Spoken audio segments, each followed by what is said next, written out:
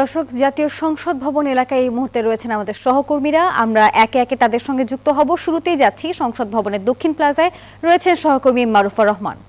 মারুফা, ঐতিহাসিক জুলাই সনদ স্বাক্ষরিত হলো আজ। এই স্বাক্ষরের পর রাজনৈতিক দলের নেতাদের মধ্যে আপনি কেমন প্রতিক্রিয়া দেখলেন? কারোর সাথে কথা হয়েছে কিনা, কি বলছেন তারা? নাফিজা, রাজনৈতিক দলে এখানে অংশ নেওয়া 25টি দলের যারা নেতারা ছিলেন তাদের প্রত্যেকের অভিব্যক্তি ইতিবাচক ছিল, যারা বিশেষ করে যারা স্বাক্ষর করেছেন, এবং তারা আশাবাদী যে আজকের এই ঘটনার মধ্য দিয়ে, এই স্বাক্ষরের মধ্য দিয়ে একটি নতুন অগ্রযাত্রা শুরু হলো বাংলাদেশের রাজনৈতিক প্রেক্ষাপটে। যেটি গণ অভ্যুত্থানে গণমানুষের আকাঙ্ক্ষা ছিল, সেই আকাঙ্ক্ষার প্রতিফলনের শুরু হলো আজকের এই স্বাক্ষর অনুষ্ঠানের মধ্য দিয়ে। যদিও এখানে এনসিপি আজকে অনুষ্ঠানে উপস্থিত হয়নি।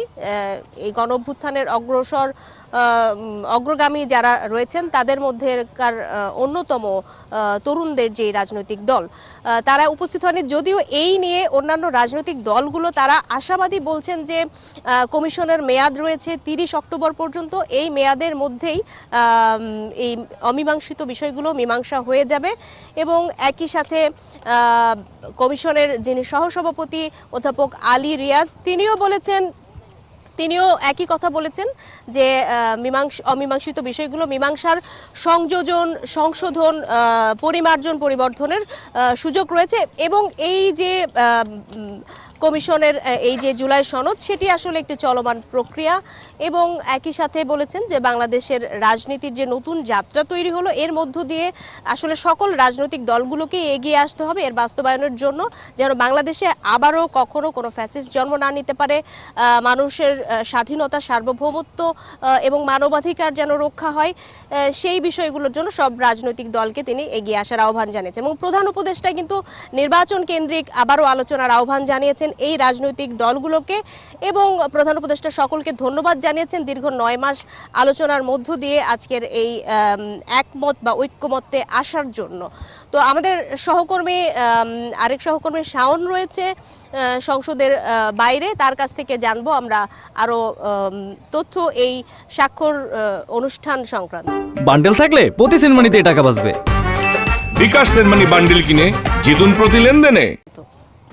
ধন্যবাদ মারুফা। আমরা আসলে সেই দুপুর থেকেই কিন্তু এই যে জুলাই জাতীয় সনদ যে স্বাক্ষর, সেই অনুষ্ঠান কিন্তু আমরা কাভার করছি। আমি দুপুর থেকেই এই সংসদ ভবনের বাইরের এলাকায় ছিলাম। আপনি দেখেছেন যে এই জুলাই সনদ স্বাক্ষরকে কেন্দ্র করে কিছু অনাকাঙ্ক্ষিত ঘটনা ঘটে গেছে। অর্থাৎ যারা বিশেষ করে জুলাই আগস্টে যারা অংশগ্রহণ করে আহত হয়েছিলেন, তাদের একটি দল কিন্তু আসলে 3 দফা দাবি নিয়ে কিন্তু এই সংসদ ভবন এলাকায় জড়ো হয়েছিলেন।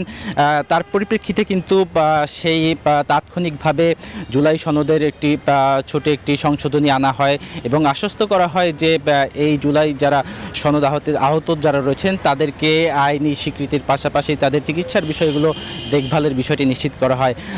আরেকটি বিষয় জানিয়ে রাখি যে যারা এই যে জুলাই সনদ অনুষ্ঠানে এসেছিলেন, যেসব রাজনৈতিক দলগুলো, সেসব অধিকাংশ রাজনৈতিক দলই কিন্তু আসলে এই জুলাই সনদে স্বাক্ষর করেছেন। তবে এই জুলাই সনদ অনুষ্ঠানে কিন্তু আমরা যে গণ অভ্যুত্থানের থেকে উঠে আসা অন্যতম রাজনৈতিক দল জাতীয় নাগরিক পার্টি, তাদের উপস্থিতি আমরা দেখতে পাইনি। যতটুকু জানতে পেরেছি, তারা যেটি বলছেন যে আসলে এই জুলাই সনদ প্রক্রিয়া কিভাবে বাস্তবায়িত হবে এবং এই জুলাই সনদ স্বাক্ষরের আগে গণভোট আয়োজনের কথা ছিল, সেটি কি হবে সে বিষয়ে তারা নিশ্চিত হতে পারেনি, যার কারণে কিন্তু তারা এই অনুষ্ঠানে তারা আসেনি। বাকি দলগুলো কিন্তু আসলে আমরা দেখেছি যে তারা এই জুলাই সনদে স্বাক্ষর করেছেন, এবং প্রধান উপদেষ্টা ডক্টর মোহাম্মদ ইউনূস এই বিষয়টিকে তাদের রাজনৈতিক দলগুলোকে তারা ধন্যবাদ জানিয়েছেন। তো এই ছিল আমার কাছে সর্বশেষ। আমাদের এই সংসদ ভবন এলাকার অন্য প্রান্তে রয়েছেন সহকর্মী শাহ আলী জয়েদ, আমরা সরাসরি চলে যাচ্ছি তার কাছে।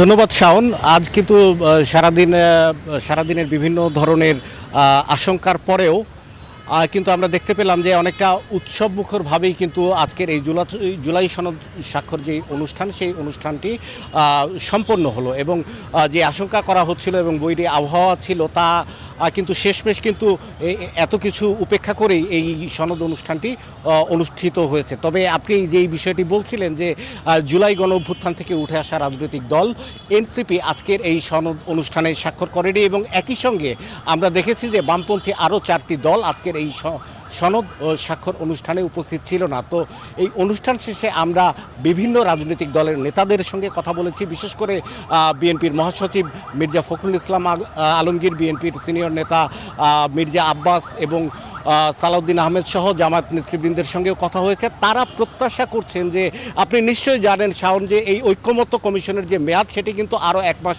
বৃদ্ধি করা হয়েছে এবং এই 1 মাস সময়ের মধ্যেই এই দলগুলো সনদে স্বাক্ষর করতে পারবে বা তাদের স্বাক্ষর করার সুযোগ রয়েছে। তারা সেই সুযোগটি নেবে এবং সকল রাজনৈতিক দল ঐক্যবদ্ধ হয়ে একটি নতুন সংস্কারের দিকে বাংলাদেশের যে সংস্কার প্রক্রিয়া শুরু হয়েছে সেই সংস্কার প্রক্রিয়াকে তারা সফল করবেন এমন প্রত্যাশা কিন্তু প্রত্যেকটি রাজনৈতিক দলের নেতাদের মধ্যে ছিল।